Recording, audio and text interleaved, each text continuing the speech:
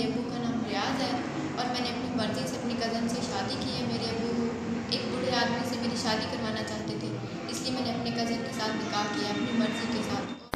अस्सलाम वालेकुम नादरीन, साहिल न्यूज़ सां गॾु मैं नबील मला। हमारी Siraj Sahil news web TV channel Kotri Kabir Lahore वासण फरिया पीर वसण वासी असदुल अहवान सां सेशन कोर्ट नौशर फरोजी अदालत में प्यार जो परणो करे छॾियो। फरिया मीडिया ॿुधाईंदे ॿुधायो त मुंहिंजा वालिदैन मुंहिंजी शादी हिकु पोड़े शख़्स सां करणु चाहिनि पिया। जेका ॻाल्हि मूंखे पसंदि न हुई, मां पंहिंजे सोट असदुल अहवान सां नौशर फरोजी सेशन कोर्ट में प्यार जो परणो कयो आहे। उन तां मुंहिंजा ऐं मुंहिंजे मुड़ुस असदुल्ला जा माइट असांजा जानी दुश्मन थी पिया आहिनि।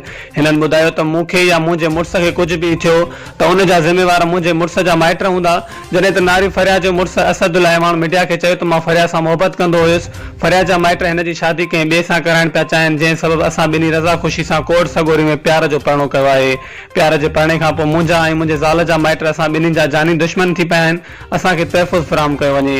रिपोर्टर मौला बख्श टेबो, साहिल न्यूज़ नेटवर्क कोटड़ी।